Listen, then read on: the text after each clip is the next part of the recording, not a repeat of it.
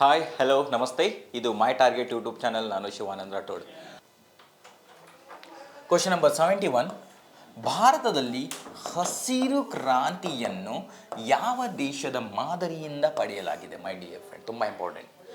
ಹಸಿರು ಕ್ರಾಂತಿ ಅಂದರೆ ಕೃಷಿಯಲ್ಲಿ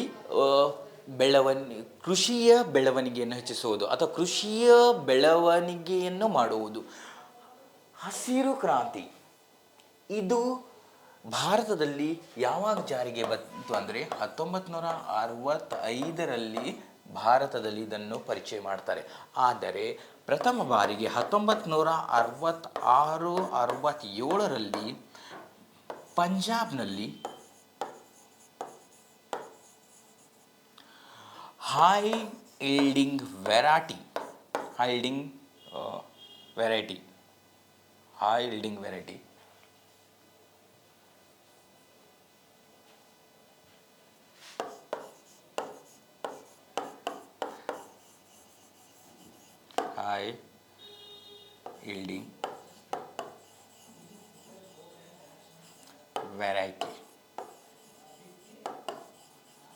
ಅಂದರೆ ಅತಿ ಹೆಚ್ಚು ಇಳುವರಿ ನೀಡುವಂತಹ ಒಂದು ಬೀಜವನ್ನು 1966-67ರಲ್ಲಿ ಪಂಜಾಬ್ನಲ್ಲಿ ಪರಿಚಯಿಸಲಾಯಿತು. ಯಾವುದರ ಬೀಜ ಅದಾಗಿತ್ತಂದರೆ ಗೋಧಿಯ ಬೀಜ. ಓಕೆ, 1965ರಲ್ಲಿಯೂ ಭಾರತದಲ್ಲಿ ಪರಿಚಯಿಸಲಾಯಿತು. ಆದರೆ ಪ್ರಥಮ ಬಾರಿಗೆ 1966-67ರಲ್ಲಿ ಪಂಜಾಬ್ ರಾಜ್ಯದಲ್ಲಿ ಹೈ ಈಲ್ಡಿಂಗ್ ವೆರೈಟಿ ಅಂತಂದರೆ ಅತಿ ಹೆಚ್ಚು ಇಳುವರಿ ನೀಡುವಂತಹ ಗೋಧಿಯ ಬೀಜದಿಂದ ಪಂಜಾಬ್ನಲ್ಲಿ ಗೋಧಿಯನ್ನು ಬೆಳೆಸ್ತಾ ಹೋದರು. ಓಕೆ, ಈ ಬೀಜಗಳನ್ನು ಬಳಸೋದರಿಂದ ಗೋಧಿಯಲ್ಲಿ ಅತಿ ಹೆಚ್ಚು ಬೆಳವಣಿಗೆ ಆಯಿತು. ಓಕೆ, ಹಸಿರು ಕ್ರಾಂತಿಯ ಪಿತಾಮಹ ಬಗ್ಗೆ ತುಂಬ ಇಂಪಾರ್ಟೆಂಟ್, ಮ್ಯಾಕ್ಸಿಮಮ್ ರಿಪೀಟೆಡ್ ಕ್ವಶನ್ಸ್. ಹಸಿರು ಕ್ರಾಂತಿಯ ಪಿತಾಮಹ ಯಾರು ಅಂದರೆ ಅಮೇರಿಕನ್ ಕೃಷಿ ವಿಜ್ಞಾನಿ ನಾರ್ಮನ್ ಬೋರ್ಲಾಂಗ್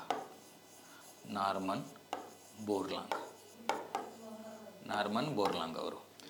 ಹಾಗಾದರೆ ಭಾರತೀಯ ಹಸಿರು ಕ್ರಾಂತಿಯ ಪಿತಾಮಹ ಯಾರಂದರೆ ಭಾರತೀಯ ಹಸಿರು ಕ್ರಾಂತಿಯ ಪಿತಾಮಹ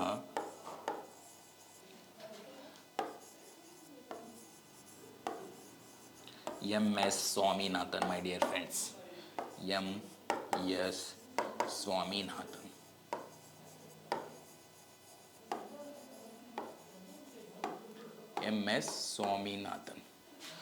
ಓಕೆ,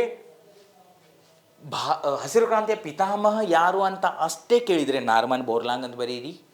ಭಾರತೀಯ ಹಸಿರು ಕ್ರಾಂತಿಯ ಪಿತಾಮಹ ಯಾರು ಅಂತ ಕೇಳಿದರೆ ಎಂ.ಎಸ್. ಸ್ವಾಮಿನಾಥನ್ ಅಂತ ಟಿಕ್ಕಾಗ್ತಾ ಹೋಗ್ರಿ. ಓಕೆ, ಯಾವಾಗ 1966-67ರ ಬಾರಿಗೆ ಭಾರತದಲ್ಲಿ ಪ್ರಥಮ ಬಾರಿಗೆ ಹಸಿರು ಕ್ರಾಂತಿಯನ್ನು ಪರಿಚಯಿಸಲಾಯಿತು. ಯಾವ ರಾಜ್ಯದಲ್ಲಿ? ಪಂಜಾಬ್ನಲ್ಲಿ. ಆಮೇಲೆ ದಿನಗಳು ಕಳೆದಂತೆ ಪಂಜಾಬ್, ಹರಿಯಾಣ ಮತ್ತು ಉತ್ತರ ಪ್ರದೇಶದ ಕೆಲವು ಭಾಗಗಳಲ್ಲಿ ಪ್ರಥಮ ಬಾರಿಗೆ ಗೋಧಿಯ ಅತಿ ಹೆಚ್ಚು ಇಳುವರಿ ನೀಡುವಂಥ ಬೀಜಗಳನ್ನು ಬಿತ್ತಿದ್ದರು. ನಂತರ ಭತ್ತದ ಬೀಜಗಳನ್ನು ಬಿತ್ತುತ್ತಾ ಹೋಗ್ತಾರೆ. ಓಕೆ, ಈ ಬೀಜಗಳನ್ನು ಬಿತ್ತುವುದರಿಂದ ಕೃಷಿಯಲ್ಲಿ ಅನೇಕ ರೀತಿಯ ಅಥವಾ ಅನೇಕ ವಿವಿಧ ಥರದ ನಾವು ಕೃಷಿಯಲ್ಲಿನ ಬೆಳೆಗಳನ್ನು ಬೆಳೀತಾ ಹೋಗ್ತೀವಿ. ಆದ ಕಾರಣ ಭಾರತದಲ್ಲಿ ಕೃಷಿಯಲ್ಲಿ ಹಸಿರು ಕ್ರಾಂತಿಯ ಪಾತ್ರ ತುಂಬ ಪ್ರಮುಖವಾಗಿದೆ ಅಂತ ಹೇಳ್ತಾ ಹೋಗಬಹುದು ಮೈ ಡಿಯರ್ ಫ್ರೆಂಡ್ಸ್. ಹಾಗಾದರೆ ಭಾರತದಲ್ಲಿ ಹಸಿರು ಕ್ರಾಂತಿಯ ಯಾವ ದೇಶದ ಮಾದರಿಯಿಂದ ಪಡೆಯಲಾಗಿದೆ ಅಂದರೆ ಈ ಪ್ರಶ್ನೆಗೆ ಸರಿಯಾದ ಉತ್ತರ Mexico my dear friends. Okay, ಮೆಕ್ಸಿಕೋದಲ್ಲಿ ಈ ಹಸಿರು ಕ್ರಾಂತಿಯ ಬಗ್ಗೆ ಆಲ್ರೆಡಿ ಅಲ್ಲೇ ಸಂಶೋಧನೆ ಮಾಡ್ತಾ ಇದ್ದರು. ಆ ಬೀಜಗಳನ್ನು ಅಲ್ಲಿ ಬೆಳೀತಾ ಇದ್ದರು. ಅಂತಹ ಬೀಜಗಳಿಂದ ಭಾರತದಲ್ಲಿ ಕೂಡ ನಾವು ಹಸಿರು ಕ್ರಾಂತಿಯನ್ನು ಮಾಡ್ತಾ ಹೋಗಿದ್ದು. ಹಾಗಾದರೆ ನಾವು ಪ್ಲಾನಿಂಗ್ ಕಮಿಷನ್ ಯೋಜನೆಗಳನ್ನು ಯಾವ ದೇಶದ ಮಾದರಿಯಿಂದ ಪಡೆದೀವಿ ಅಂದರೆ USSR ಅಥವಾ ರಷ್ಯಾ ಅಂತ ಹೇಳ್ತಾ ಹೋಗ್ತೀವಿ. ಅದೇ ರೀತಿ ಹಸಿರು ಕ್ರಾಂತಿಯನ್ನು ಯಾವ ದೇಶದ ಮಾದರಿಯಿಂದ ನಾವು ಪಡೆಯಲಾಗಿದ್ದೇವೆ ಅಂದರೆ ಮೆಕ್ಸಿಕೋ. ಮುಂದಿನ ದಿನಗಳಲ್ಲಿ ಅಮೇರಿಕಾದ ಮಾದರಿಯನ್ನು ಕೂಡ ನಾವು ಭಾರತದಲ್ಲಿ ಅಳವಡಿಸ್ತಾ ಹೋಗ್ತೀವಿ ಮೈ dear friends. Okay, next question number 72. ಭಾರತದಲ್ಲಿ ಹಣದುಬ್ಬರವನ್ನು ನಿಯಂತ್ರಿಸುವವರು ಯಾರು? ತುಂಬ ಇಂಪಾರ್ಟೆಂಟ್. ಭಾರತದಲ್ಲಿ ಹಣದುಬ್ಬರವನ್ನು ನಿಯಂತ್ರಿಸುವವರು ಯಾರು? ಹಣದುಬ್ಬರ ಅಂದರೆ ಫಸ್ಟ್ ಆಫ್ ಆಲ್ ಇನ್ಫ್ಲೇಷನ್ ಅಂದರೆ ಏನು? ಆ, ಸರಕು ಮತ್ತು ಸೇವೆಗಳ ಬೆಲೆಯು ನಿರಂತರವಾಗಿ ಏರುತ್ತಿದ್ದು ಹಣದ ಮೌಲ್ಯವು ಕಡಿಮೆಯಾದಂತಹ ಪರಿಸ್ಥಿತಿಯನ್ನು ನಾವು ಹಣದುಬ್ಬರ ಅಂತ ಕರಿತೀವಿ. ಅಂದರೆ ವಸ್ತುಗಳ ಬೆಲೆ ಕಂಟಿನ್ಯೂಸ್ ಆಗಿ ಏರ್ತಾ ಹೋಗುತ್ತೆ. ದುಡ್ಡಿನ ವ್ಯಾಲ್ಯೂನೂ ಇರೋದಿಲ್ಲ. ದುಡ್ಡು ಯಾರ ಹತ್ರ ಇರುತ್ತೆ ಆ ವಸ್ತುಗಳನ್ನು ಪರ್ಚೇಸ್ ಮಾಡ್ಕೋತಾರೆ. ದುಡ್ಡು ಯಾರ ಹತ್ರ ಇರೋದಿಲ್ಲ ಅವರು ಕಷ್ಟಪಡ್ತಾರೆ. ಅಂಥ ಸಿಚುವೇಶನನ್ನು ನಾವು ಹಣದುಬ್ಬರ ಅಂತ ಕರಿತೀವಿ. ಓಕೆ, ಈ ಹಣದುಬ್ಬರವನ್ನು ಭಾರತದಲ್ಲಿ ನಿಯಂತ್ರಣ ಮಾಡಲೇಬೇಕು. ಭಾರತದಲ್ಲಿ ಮಿನಿಮಮ್ 2% ಹಣದುಬ್ಬರ ಇರಬೇಕು, ಮ್ಯಾಕ್ಸಿಮಮ್ 6% ಹಣದುಬ್ಬರ ಇರಬೇಕು ಮೈ ಡಿಯರ್ ಫ್ರೆಂಡ್ಸ್. ಓಕೆ, ಏನಾದರೂ ಅದಕ್ಕಿಂತ ಹೆಚ್ಚಾದರೂ ಪ್ರಾಬ್ಲಮ್, ಇದಕ್ಕಿಂತ ಕಡಿಮೆ ಆದರೂ ಪ್ರಾಬ್ಲಮ್ ಆಗುತ್ತೆ. ಆ ಹಣದುಬ್ಬರವನ್ನು ನಿಯಂತ್ರಿಸುವವರು ಯಾರು ಅಂದರೆ option A SEBI, option B NABARD, option C RBI, option D NSO. ಹಾಗಾದರೆ ಭಾರತದಲ್ಲಿ ಹಣದುಬ್ಬರವನ್ನು ನಿಯಂತ್ರಿಸುವವರು ಯಾರಂದರೆ Reserve bank of India. Okay, Reserve bank of India ಯಾವ ರೀತಿ ಹಣದುಬ್ಬರವನ್ನು ಮಾಡ್ತಾರೆ ಅಂದರೆ, ನಾನು ಆಲ್ರೆಡಿ ಹೇಳಿದ್ದೀನಿ my dear friends, monetary policy ಬಗ್ಗೆ ನಾನು ಸಪ್ರೇಟ್ ವಿಡಿಯೋ ಮಾಡಿದ್ದೀನಿ. ಯಾವ ವಿಡಿಯೋ ಯಾರು ನೋಡಿಲ್ಲ ಅದನ್ನು ಕೂಡ ನೋಡಿರಿ ಅಂತ ಹೇಳುತ್ತಾ, ಮಾನಿಟರಿ ಪಾಲಿಸಿಯ ಟೂಲ್ಸ್ ಇದೆ ನೋಡಿರಿ. ಅಂದರೆ ಮಾನಿಟರಿ ಪಾಲಿಸಿಯ ಕೆಲವು ಮಾನದಂಡಗಳಿದೆ. ಏನು? Repo rate, reverse repo rate, cash reserve ratio, statutory liquidity ratio, open operation market,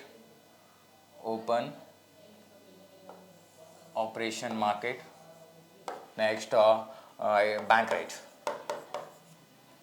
ಇದ್ರ ಬಗ್ಗೆ ತುಂಬ ಡೀಟೇಲಾಗಿ ಮಾತಾಡಿದ್ದೀನಿ, ಇಲ್ಲೇ ಅಷ್ಟೆಲ್ಲ ಮಾತಾಡೋಕ್ಕೆ ಹೋಗೋದಿಲ್ಲ. ಓಕೆ, ರೆಪೋ ರೇಟ್ ಅಂದರೆ ಕಮರ್ಷಿಯಲ್ ಬ್ಯಾಂಕ್ಸ್ಗಳು ರಿಸರ್ವ್ ಬ್ಯಾಂಕ್ ಆಫ್ ಇಂಡಿಯಾದಿಂದ ಪಡೆದ ಸಾಲದ ಮೇಲೆ ಕಮರ್ಷಿಯಲ್ ಬ್ಯಾಂಕ್ಗಳು ಕಟ್ಟಬೇಕಾದ ಬಡ್ಡಿ ದರವನ್ನು.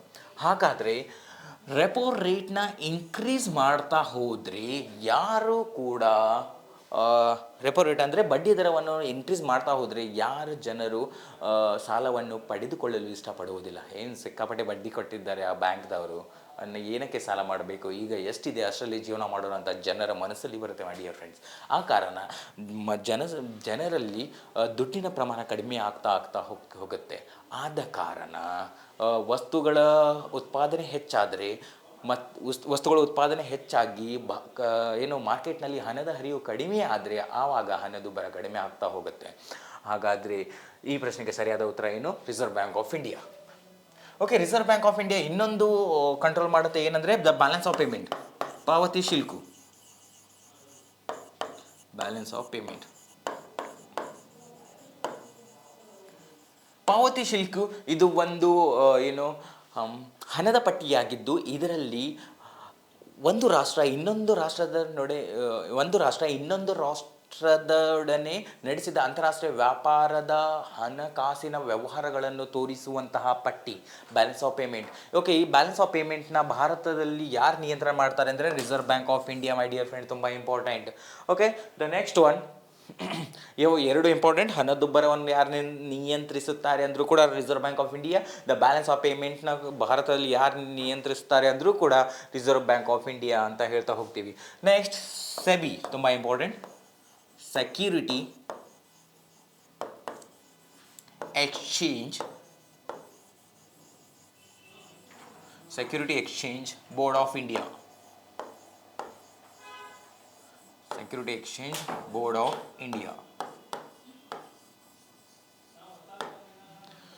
ಓಕೆ, ಇದು ಸ್ಥಾಪನೆಯಾಗಿದ್ದದ್ದು 1988ರಲ್ಲಿ. ಶಾಸನಾತ್ಮಕ ಸಂಸ್ಥೆಯಾಗಿ ಸ್ಥಾಪನೆಯಾಗಿದ್ದದ್ದು 1992ರಲ್ಲಿ. ಇದರ ಮುಖ್ಯ ಕೆಲಸ ಏನಂದರೆ ಭಾರತದಲ್ಲಿನ ಷೇರ್ ಮಾರ್ಕೆಟ್ನ ನಿಯಂತ್ರಣ ಮಾಡುವುದು. ಷೇರು ಮಾರುಕಟ್ಟೆಯನ್ನು ಕಂಟ್ರೋಲ್ ಮಾಡುವುದು.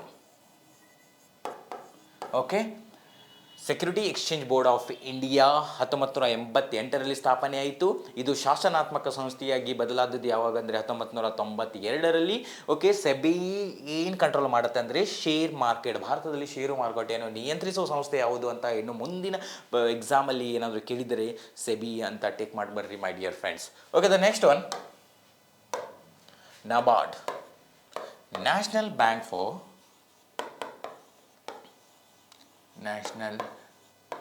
Bank for agriculture and rural development. Agriculture and rural development.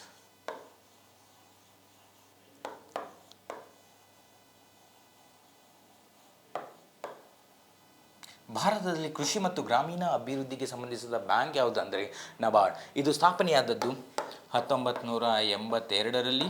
ಇದರ ಪ್ರಸ್ತುತ ಎಮ್ ಡಿ ಯಾರಂದರೆ ಶ್ರೀ ಶಾಜಿ ಕೆ ವಿ ಅವರು ಪ್ರಸ್ತುತ ಇದರ ಎಮ್ ಡಿ ಆಗಿದ್ದಾರೆ. ಓಕೆ, ಇವರು ಏನು ಮಾಡ್ತಾರೆ ಅಂದರೆ ಭಾರತದಲ್ಲಿ ಕೃಷಿಗೆ ಮತ್ತು ಗ್ರಾಮೀಣ ಅಭಿವೃದ್ಧಿಗೆ ಸಂಬಂಧಪಟ್ಟಂತಹ ಎಲ್ಲ ಹಣಕಾಸನ್ನು ಒದಗಿಸುವ ಕಾರ್ಯವನ್ನು ಇವರು ಮಾಡ್ತಾರೆ. Okay, the next one NSO, national sample office.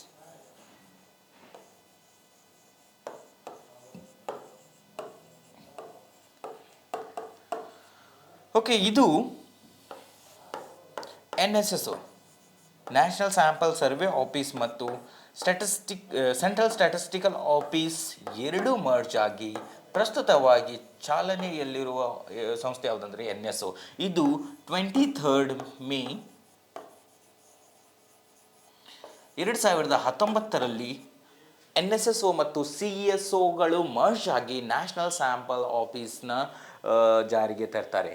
Okay, ಇದು ಈ 4 ಆಪ್ಷನ್ಸ್ಗಳ ಬಗ್ಗೆ ಡೀಟೇಲ್ ಆಯಿತು. ರಿಸರ್ವ್ ಬ್ಯಾಂಕ್ ಆಫ್ ಇಂಡಿಯಾ ಬಗ್ಗೆ ತುಂಬ ಮಾತಾಡಿದ್ದೀನಿ, ತುಂಬ ವಿಡಿಯೋದಲ್ಲಿ ಮಾತಾಡಿದ್ದೀನಿ. ರಿಸರ್ವ್ ಬ್ಯಾಂಕ್ ಆಫ್ ಇಂಡಿಯಾ ಬಗ್ಗೆ ಸಪ್ರೇಟ್ ವಿಡಿಯೋ ಕೂಡ ಮಾಡಿದ್ದೀನಿ, ಅದರ ಬಗ್ಗೆ ಹೆಚ್ಚು ಮಾತಾಡೋಕ್ಕೆ ಹೋಗೋದಿಲ್ಲ ಮೈ dear friends. Okay, the next question. Reserve bank of India RBI ಗವರ್ನರ್ಗಳ ಅಧಿಕಾರ ಅವಧಿ ಎಷ್ಟು? Okay, what is the term of reserve bank of India governor? Option A 2 ವರ್ಷ, ಆಪ್ಷನ್ ಬಿ 3 ವರ್ಷ, ಆಪ್ಷನ್ ಸಿ 4 ವರ್ಷ, ಆಪ್ಷನ್ ಡಿ 5 ವರ್ಷ. ಹಾಗಾದರೆ ನಾವು ರಿಸರ್ವ್ ಬ್ಯಾಂಕ್ ಆಫ್ ಇಂಡಿಯಾದ ಗವರ್ನರ್ಗಳ ಅಧಿಕಾರಾವಧಿ ಎಷ್ಟು ಅಂತ ನಮಗೆ ಗೊತ್ತಿಲ್ಲ ಅಂದರೆ ನಾವು ಯಾವುದಕ್ಕೆ ಟಿಕ್ ಹಾಕ್ತೀವಿ ಅಂದರೆ ಆಪ್ಷನ್ ಡಿ 5 ವರ್ಷ ಅಂತ ಹಾಕ್ತೀವಿ. ಏನಕ್ಕೆ? ಭಾರತದಲ್ಲಿ MLAಗಳ ಅಧಿಕಾರಾವಧಿ 5 ವರ್ಷಗಳು, ಭಾರತದಲ್ಲಿ ಲೋಕಸಭಾ ಸದಸ್ಯರ ಅಧಿಕಾರಾವಧಿ 5 ವರ್ಷಗಳು. ಓಕೆ, ಆದ ಕಾರಣ ನಾವು 5 ವರ್ಷ ಅಂತ ಹಾಕ್ತೀವಿ. ಆದರೆ ರಿಸರ್ವ್ ಬ್ಯಾಂಕ್ ಆಫ್ ಇಂಡಿಯಾನ ಗವರ್ನರ್ಗಳ ಅಧಿಕಾರಾವಧಿ ಎಷ್ಟು ಅಂದರೆ ಆಪ್ಷನ್ ಬಿ 3 ವರ್ಷಗಳು. ಓಕೆ, 3 ವರ್ಷಗಳಲ್ಲಿ ಅವರ ಅಧಿಕಾರಾವಧಿ ಮುಗಿದ ನಂತರ ಅವರನ್ನು ತೆಗೆದು ಹಾಕಬಹುದು, ಅಥವಾ ರಾಷ್ಟ್ರಪತಿಯವರು ಅವರ ಅಧಿಕಾರಾವಧಿಯನ್ನು ಇನ್ನೂ ಮುಂದಿನ ಕೆಲವು ದಿನಗಳವರೆಗೆ ಅಥವಾ ಇನ್ನು ಮುಂದಿನ ಅವಧಿಗೂ ಕೂಡ ಅದನ್ನು ಎಕ್ಸ್ಟೆಂಡ್ ಮಾಡ್ತಾ ಹೋಗ್ಬೋದು. ಓಕೆ, ಭಾರತೀಯ ರಿಸರ್ವ್ ಬ್ಯಾಂಕ್ ಆಫ್ ಇಂಡಿಯಾದ ಗವರ್ನರ್ ಅಧಿಕಾರಾವಧಿ ಕೇಳಿದ್ದಾರೆ ಅಂದರೆ ಗವರ್ನರ್ಗಳ ಬಗ್ಗೆ ಸ್ವಲ್ಪ ತಿಳ್ಕೊತಾ ಹೋಗೋಣ.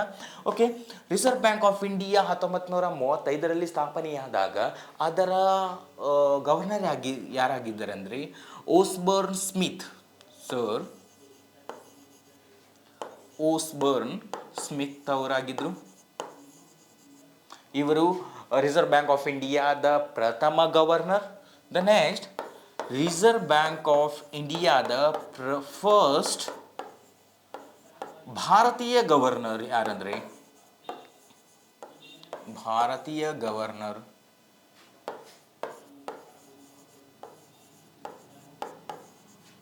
CD ದೇಶ್ಮುಖ್ ರವರು. CD ದೇಶ್ಮುಖ್ ಇವರು ಭಾರತದ ಪ್ರಥಮ ರಿಸರ್ವ್ ಬ್ಯಾಂಕ್ ಆಫ್ ಇಂಡಿಯಾನ ಗವರ್ನರ್. ಅತಿ ಹೆಚ್ಚು ಕಾಲಾವಧಿಯ ರಿಸರ್ವ್ ಬ್ಯಾಂಕ್ ಆಫ್ ಇಂಡಿಯಾದ ಗವರ್ನರ್ ಅಂದರೆ ಅತಿ ಹೆಚ್ಚು ಅವಧಿಯವರೆಗೆ ರಿಸರ್ವ್ ಬ್ಯಾಂಕ್ ಆಫ್ ಇಂಡಿಯಾನ ಗವರ್ನರ್ ಆಗಿ ಕೆಲಸ ಮಾಡಿದವರು ಯಾರಂದರೆ ಬೆನ್ಗಲ್ ರಾಮರಾವ್ ರವರು. ಬೆನ್ಗಲ್ ರಾಮರಾವ್.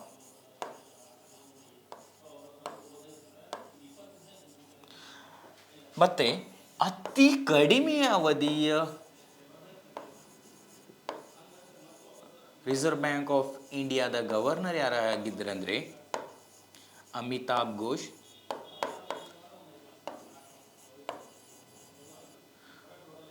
ಅಮಿತಾಬ್ ಘೋಷ್. ಓಕೆ, ನೆಕ್ಸ್ಟ್ ಭಾರತದ 23ನೇ ಗವರ್ನರ್ ಯಾರಂದರೆ ಭಾರತದ 23ನೇ governor Raghuram G Rajan,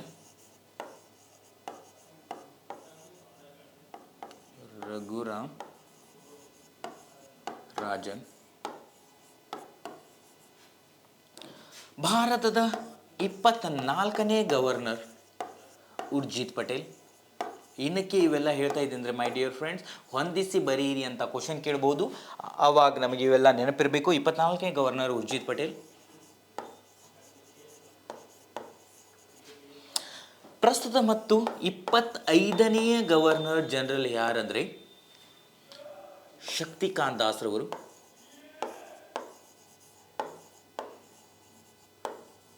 Shaktikanta Das. Okay, ಇವೆಲ್ಲ ತುಂಬ ಇಂಪಾರ್ಟೆಂಟ್ ಮೈ ಡಿಯರ್ ಫ್ರೆಂಡ್ಸ್. ಇವೆಲ್ಲ ಗವರ್ನರ್ಗಳು ತಮ್ಮದೇ ಆದ ವಿಶೇಷತೆಯನ್ನು ಹೊಂದಿದ್ದಾವೆ. I repeat once again, Reserve bank of India 1935ರಲ್ಲಿ ಸ್ಥಾಪನೆಯಾದಾಗ ಅದರ ಪ್ರಥಮ ಗವರ್ನರ್ ಅಂದರೆ ಸರ್ ಓಸ್ಬರ್ನ್ ಸ್ಮಿತ್ ಅವರು. ಮತ್ತು ರಿಸರ್ವ್ ಬ್ಯಾಂಕ್ ಆಫ್ ಇಂಡಿಯಾನ ಫಸ್ಟ್ ಭಾರತೀಯ ಗವರ್ನರ್ ಅಂದರೆ ಸಿ ಡಿ ದೇಶ್ಮುಖ್.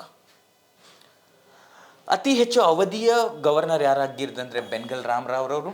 ಅತಿ ಕಡಿಮೆ ಅವಧಿಯ ರಿಸರ್ವ್ ಬ್ಯಾಂಕ್ ಆಫ್ ಇಂಡಿಯಾನ ಗವರ್ನರ್ ಆಗಿದ್ದರು ಅಂದರೆ ಅಮಿತಾಬ್ ಘೋಷ್ ಅವರು. 23ನೇಯ ಗವರ್ನರ್ ಜನರಲ್ ಯಾರಾಗಿದ್ದರು ಅಂದರೆ ರಿಸರ್ವ್ ಬ್ಯಾಂಕ್ ಆಫ್ ಇಂಡಿಯಾನ ಗವರ್ನರ್ ಯಾರಾಗಿದ್ದರೆ ರಘುರಾಮ್ ರಾಜನ್ ರವರು. ಓಕೆ, ಇವರ ಒಂದು ಬುಕ್ ಫೇಮಸ್ ಇದೆ, ಇತ್ತೀಚೆಗೆ ಒಂದು ಪಬ್ಲಿಷ್ ಆದ ಬುಕ್. ಆ ಬುಕ್ ಹೆಸರಂದರೆ I do what I do. What I do ತುಂಬ important my dear friends. I do what I do ಈ ಪುಸ್ತಕವನ್ನು ಬರೆದವರು ಯಾರು ಅಂತ ಮುಂದಿನ ದಿನಗಳಲ್ಲಿ ಕ್ವಶನ್ ಕೇಳಿದ್ದಾರೆ. ಆಲ್ರೆಡಿ ಕ್ವಶನ್ ಕೂಡ ಫ್ರೇಮ್ ಆಗಿದೆ. ಅದರ ಪ್ರಶ್ನೆಗೆ ಸರಿಯಾದ ಉತ್ತರ ಯಾರು ಅಂದರೆ ರಘುರಾಮ್ ರಾಜನ್. ನೆಕ್ಸ್ಟ್ 24ನೇ ಗವರ್ನರ್ ಜನರಲ್ ಯಾರಂದರೆ ಉರ್ಜಿತ್ ಪಟೇಲ್. ಉರ್ಜಿತ್ ಪಟೇಲ್ ಅವರು ಒಂದು ರಿಸರ್ವ್ ಬ್ಯಾಂಕ್ ಆಫ್ ಇಂಡಿಯಾದಲ್ಲಿ ಒಂದು ಕ್ರಾಂತಿಯನ್ನು ಉಂಟು ಮಾಡಿದ್ದಾರೆ ಅಂತ ಹೇಳ್ಬೋದು. ಆ ಕ್ರಾಂತಿ ಯಾವುದಂದರೆ monetary policy committee, MPC, monetary policy ಕಮಿಟಿಯನ್ನು ಸ್ಥಾಪನೆ ಮಾಡಿದವರೇ ಉರ್ಜಿತ್ ಪಟೇಲ್ ಅವರು. ನೆಕ್ಸ್ಟ್ 25ನೇಯ ಗವರ್ನರ್ ಹಾಗೂ ಪ್ರಸ್ತುತ ರಿಸರ್ವ್ ಬ್ಯಾಂಕ್ ಆಫ್ ಇಂಡಿಯಾನ ಗವರ್ನರ್ ಅಂದರೆ ಶಕ್ತಿಕಾಂತ್ ದಾಸ್. ಇವರೆಲ್ಲರ ಅಧಿಕಾರಾವಧಿ ಎಷ್ಟು 3 ವರ್ಷಗಳಿತ್ತು. ಆದರೆ ಭಾರತದ ರಾಷ್ಟ್ರಪತಿಗಳು ಅವರಿಗೆ ಕಾಲಕ್ಕೆ ತಕ್ಕಂತೆ ಅವರ ಅಧಿಕಾರ ಅವಧಿಯನ್ನು ಹೆಚ್ಚು ಮಾಡ್ಬೋದು ಅಥವಾ ಕಡಿಮೆ ಕೂಡ ಮಾಡ್ಬೋದು. ಮಿನಿಮಮ್ 3 ವರ್ಷ, ಬಟ್ ಹೆಚ್ಚು ಇನ್ನೊಂದು 4-5 ವರ್ಷ ಮಾಡ್ಬೋದು ಅಥವಾ ಅವ್ರಿಗೆ ಇಷ್ಟ ಬಂದಂಗೆ ತೆಗಿಬೋದು. ಹಾಗಾದರೆ ಮಿನಿಮಮ್ 3 ವರ್ಷ. 3 ವರ್ಷ ಆದಮೇಲೆ ಅವ್ರ ಟೀನಿಯರ್ ಮುಗಿದು ಹೋಗುತ್ತೆ, ಅವರು ಅಧಿಕಾರವನ್ನು ಬಿಟ್ಟು ಹೋಗ್ಬೋದು ಅಥವಾ ರಾಷ್ಟ್ರಪತಿ ಅವರಿಗೆ ರಾಷ್ಟ್ರಪತಿ ಅವರ ಸಲಹೆ ಮೇರೆಗೆ ಇನ್ನೂ ಕಾರ್ಯವನ್ನು ಮಾಡ್ತಾ ಹೋಗ್ಬೋದು. Okay, the next question. ಭಾರತವು ಅತಿ ಹೆಚ್ಚು ವಸ್ತುಗಳನ್ನು ಯಾವ ದೇಶಕ್ಕೆ ರಫ್ತು ಮಾಡುತ್ತದೆ? ತುಂಬ ಇಂಪಾರ್ಟೆಂಟ್ ಮೈ ಡಿಯರ್ ಫ್ರೆಂಡ್ಸ್. ಅಂತಾರಾಷ್ಟ್ರೀಯ ವ್ಯಾಪಾರದಲ್ಲಿ ಭಾರತವು ಇತ್ತೀಚಿನ ದಿನಗಳಲ್ಲಿ ತನ್ನದೇ ಆದ ಛಾಪನ್ನು ಮೂಡಿಸ್ತಾ ಇದೆ ಮೈ ಡಿಯರ್ ಫ್ರೆಂಡ್ಸ್. ಭಾರತ 1947ಕ್ಕಿಂತ ಮುಂಚೆ ಕೇವಲ ಇಂಗ್ಲೆಂಡ್ ಮಾತ್ರ ಭಾರತಕ್ಕೆ ಪಾರ್ಟ್ನರ್ ಆಗಿತ್ತು ಅಂತಾರಾಷ್ಟ್ರೀಯ ವ್ಯಾಪಾರದಲ್ಲಿ. ಯಾಕಂದರೆ ಬ್ರಿಟಿಷರೇ ನಮ್ಮನ್ನು ಆಳ್ವಿಕೆ ಮಾಡ್ತಾಯಿದ್ರು. ಅವರಿಗೆ ತಮಗೆ ಏನು ಬೇಕೋ ಆ ವಸ್ತುಗಳನ್ನು ತಮ್ಮ ದೇಶಕ್ಕೆ ತೆಗೆದುಕೊಂಡು ಹೋಗ್ತಾ ಇದ್ರು. ಆದರೆ ಇತ್ತೀಚಿನ ದಿನಗಳಲ್ಲಿ ಅದರ ಸನ್ನಿವೇಶನೇ ಡಿಫ್ರೆಂಟ್ ಆಗಿದೆ. ಓಕೆ, ಇವೆಲ್ಲವನ್ನು ನೋಡಿದರೆ ನಿಮ್ಗೆ ಏನು ಅನಿಸುತ್ತೆ ಮೈ dear friend? Option A China, option B Russia, option C America, option D Japan. ಈ 4 ಆಪ್ಷನ್ ನೋಡಿದರೆ ನಮಗೆ ತಲೆಯಲ್ಲಿ ಏನು ಬರುತ್ತೆ? ಇವು 4 ಆಪ್ಷನ್ಗಳು ಅತೀ ಪ್ರಮುಖವಾದ ಆರ್ಥಿಕತೆಯನ್ನು ಹೊಂದಿದಂತಹ ರಾಷ್ಟ್ರಗಳನ್ನು ಹೇಳ್ಬೋದು ಅಥವಾ ಡೆವಲಪ್ಮೆಂಟ್ ಕಂಟ್ರೀಸ್ ಅಂತ ಹೇಳ್ಬೋದು, ಅಭಿವೃದ್ಧಿ ಹೊಂದಿದ ರಾಷ್ಟ್ರಗಳಂತ ಹೇಳ್ತಾ ಹೋಗ್ಬೋದು. ಆದರೆ ಭಾರತವು ಅತಿ ಹೆಚ್ಚು ಯಾವ ದೇಶಕ್ಕೆ ರಫ್ತು ಮಾಡುತ್ತೆ ಅಂತ ಕ್ವಶನ್ ಕೇಳಿದ್ದಾರೆ. ನಾವು ಕನಸಲ್ಲಿ ಕೂಡ ಅಂದ್ಕೊಳ್ಳೋದಿಲ್ಲ ಮೈ ಡಿಯರ್ ಫ್ರೆಂಡ್ಸ್. ಏನಂದರೆ ಭಾರತವು ಅತಿ ಹೆಚ್ಚು ವಸ್ತುಗಳನ್ನು ಅಮೇರಿಕಾ ದೇಶಕ್ಕೆ ರಫ್ತು ಮಾಡುತ್ತೆ. ಜಗತ್ತಿನ ದೊಡ್ಡನ ಅಂತ ಕರಿತೀವಿ. ಆ ಅಮೇರಿಕಾ ದೇಶಕ್ಕೆ ಅತಿ ಹೆಚ್ಚು ವಸ್ತುಗಳನ್ನು ನಾವು ಕಳಿಸ್ತಾ ಹೋಗ್ತೀವಿ. ಹಾಗಾದರೆ ರಫ್ತು ಮಾಡ್ತೀವಿ ಅಮೇರಿಕಾ, ಓಕೆ. ಆದರೆ ಆಮದುಗಳನ್ನು ಯಾವ ದೇಶದಿಂದ ಹೆಚ್ಚು ಮಾಡ್ಕೋತೀವಿ ಅಂದರೆ ಚೈನಾ ದೇಶದಿಂದ ಅನೇಕ ವಸ್ತುಗಳನ್ನು ನಾವು ಆಮದು ಮಾಡ್ಕೋತೀವಿ. ಓಕೆ, ಈಗ ನೋಡ್ರಿ, ಇಲ್ಲಿ ಚಾರ್ಟ್ ಇದೆ. ಫಸ್ಟ್ ಚಾಪ್ಟರ್ ವ್ಯಾಪಾರದ ಪಾಲುದಾರರು ಅಂದರೆ ದ ಟ್ರೇಡ್ ಪಾರ್ಟ್ನರ್ಸ್. ಭಾರತದ top 10 trade partners.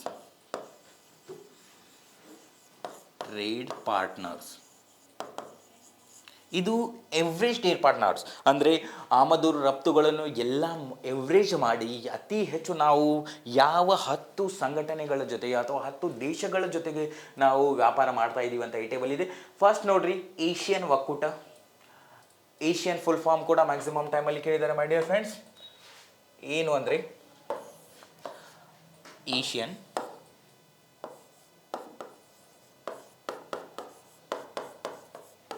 Association of association of South East Asian nation, South East Asian nation. Okay, ಏಷ್ಯನ್ನ ಸದಸ್ಯ ರಾಷ್ಟ್ರಗಳು 10. ಇದರ ಕೇಂದ್ರ ಕಚೇರಿ ನಾವು ಇಂಡೋನೇಷ್ಯಾದ ಜಕಾರ್ತನಲ್ಲಿ ಕಾಣ್ತೀವಿ. ಆ 10 ರಾಷ್ಟ್ರಗಳೊಡನೆ ಅತಿ ಹೆಚ್ಚು ನಾವು ವ್ಯಾಪಾರ ಪಾಲುದಾರಿಕೆಯನ್ನು ಹೊಂದಿದ್ದೀವಿ. ಸೆಕೆಂಡ್ ಆಗಿ ಯುರೋಪಿಯನ್ ಯೂನಿಯನ್. ಯುರೋಪಿಯನ್ ಯೂನಿಯನ್ನಲ್ಲಿ 27 ರಾಜ್ಯಗಳು ಅಥವಾ 27 ರಾಷ್ಟ್ರಗಳು ಬರ್ತವೆ. ಅವುಗಳ ಜೊತೆ ನಾವು ಮ್ಯಾಕ್ಸಿಮಮ್ ವ್ಯಾಪಾರವನ್ನು ಮಾಡ್ತೀವಿ. ಅದರ ಜೊತೆಗೆ ದೇಶಕ್ಕೆ ಸಂಬಂಧಪಟ್ಟಂತೆ ಫಸ್ಟ್ ರ್ಯಾಂಕಲ್ಲಿರೋದು United States, second China, third UAE United Arab Emirates, the fourth one Saudi Arabia, fifth one Russia, sixth one Indonesia, seventh one Iraq, eighth one Singapore, ninth one Hong Kong and 10th one South Korea. ಇವು 10 ದೇಶಗಳು ಭಾರತದ ವ್ಯಾಪಾರ ಪಾಲುದಾರರು, trade partners. ನಮಗೇನು ವಸ್ತುಗಳು ಬೇಕು ಅಂತ ನಾವು ಯೋಚನೆ ಮಾಡಿದಾಗ ಫಸ್ಟ್ ನಮಗೆ ನೆನಪು ಬರೋದೇ ಇವು 10 ದೇಶಗಳು. ನಾವು ಯಾವ ದೇಶಕ್ಕೆ ನಮ್ಮ ವಸ್ತುಗಳನ್ನು ಕಳಿಸ್ಬೇಕು ಅಂತಾಗ ಕೂಡ ಯೋಚನೆ ಬರೋದೇ ಈ 10 ದೇಶಗಳು. ಆದ ಕಾರಣ ಇವು 10 ದೇಶಗಳು, ಅದರ ಜೊತೆಗೆ 2 ಸಂಘಟನೆಗಳು, ಒಂದು ಏಷ್ಯನ್ ಮತ್ತು ಯುರೋಪಿಯನ್ ಒಕ್ಕೂಟ, ಭಾರತದಲ್ಲಿ ಅತಿ ಹೆಚ್ಚು ವ್ಯಾಪಾರ ಪಾಲುಗಾರರು. ನೆಕ್ಸ್ಟ್ ನೋಡ್ರಿ, ಇಂಪೋರ್ಟ್ ಪಾರ್ಟ್ನರ್ಸ್. ಇಂಪೋರ್ಟ್ ಅಂದರೆ ಆಮದು. ಯಾವ ದೇಶಗಳಿಂದ ನಾವು ಅತಿ ಹೆಚ್ಚು ವಸ್ತುಗಳನ್ನು ಆಮದು ಮಾಡ್ಕೋತಾ ಇದ್ದೀವಿ ಅದನ್ನು ಕೂಡ ನಾನು ಟಾಪ್ 10 ಲಿಸ್ಟ್ ಮಾಡಿದ್ದೀನಿ. ನೋಡ್ರಿ, ಸುಮಾರು 6,000 ವಸ್ತುಗಳನ್ನು ನಾವು 140ಕ್ಕಿಂತ ಅಧಿಕ ದೇಶದಿಂದ ನಾವು ವಸ್ತುಗಳನ್ನ ಆಮದು ಮಾಡ್ಕೋತಾ ಇದ್ದೀವಿ. ಓಕೆ, ಇವೆಲ್ಲ ನಾನು ಡೇಟಾ ಹೇಳ್ತಾ ಇರೋದು. ಓಕೆ, ಈ ಟೇಬಲ್ ಮತ್ತು ಎಲ್ಲ ಈಗ 3 ಟೇಬಲ್ ಇದೆ. 3 ಟೇಬಲ್ ಡೇಟಾ ಹೇಳ್ತಾ ಇರೋದು ನಾನು 2022-23 ಹಣಕಾಸು ವರ್ಷದಲ್ಲಿ ನಡೆದಂತಹ ವ್ಯಾಪಾರದ ಬಗ್ಗೆ ಮೈ ಡಿಯರ್ ಫ್ರೆಂಡ್ಸ್. ಓಕೆ,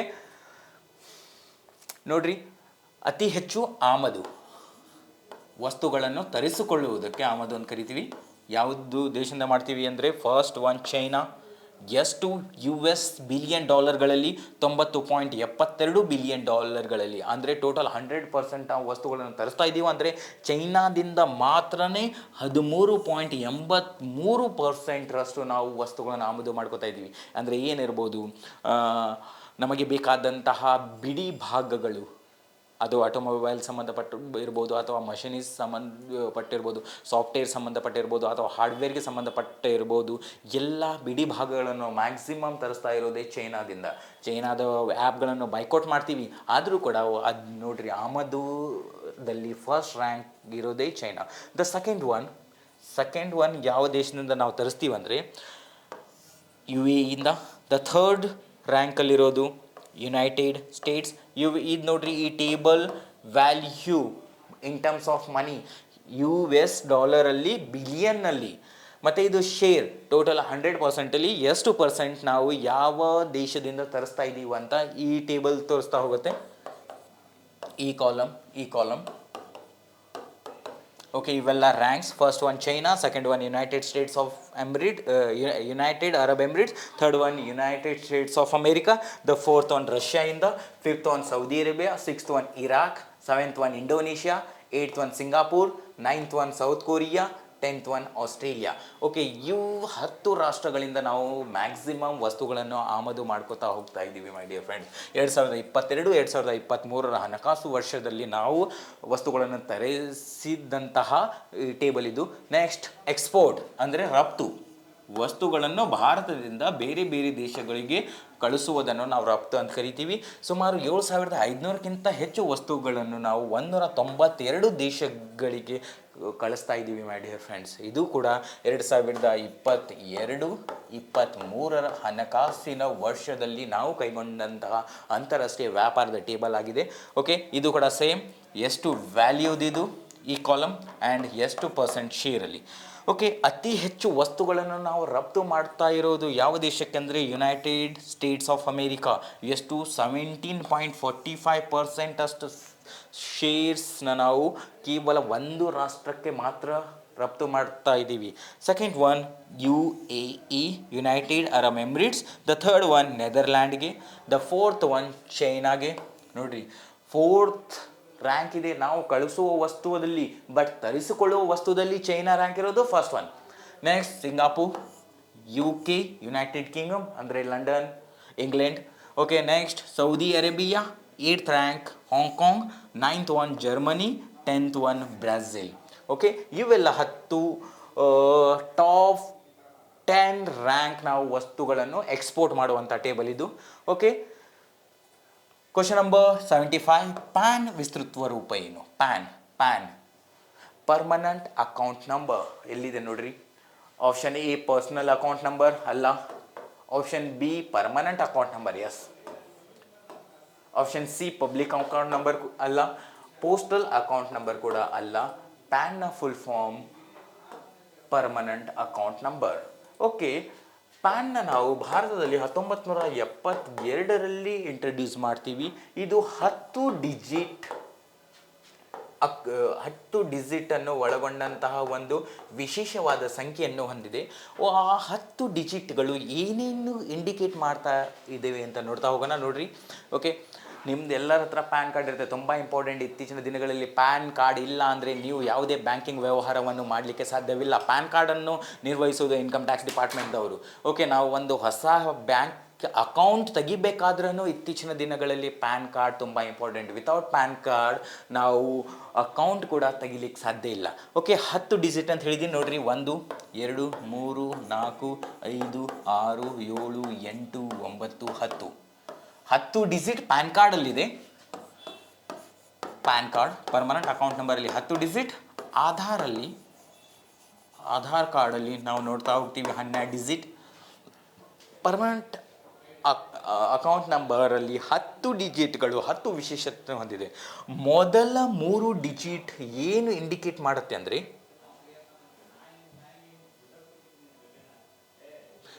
ಮೊದಲು 3 ಡಿಜಿಟ್ ಏನೆಂದರೆ ರ್ಯಾಂಡಮ್ ಆಗಿ ಎ ಟು ಝೆಡ್, ರ್ಯಾಂಡಮ್ ಆಗಿ ಅಂದರೆ ಯಾವ್ದು ಬೇಕಾದಿರ್ಬೋದು, ಎ ಟು ಝೆಡ್ ಇಂದ 3 ಅಕ್ಷರಗಳನ್ನು ನಾವು ಚೂಸ್ ಮಾಡಿರ್ತೀವಿ. ನಾವೆಲ್ಲ ಇನ್ಕಮ್ ಟ್ಯಾಕ್ಸ್ ಪ್ಯಾನ್ ಕಾರ್ಡ್ ಯಾರು ತಯಾರು ಮಾಡಿಕೊಡ್ತಾರಲ್ಲ ಅವರು ಮಾಡಿಕೊಡ್ತಾರೆ.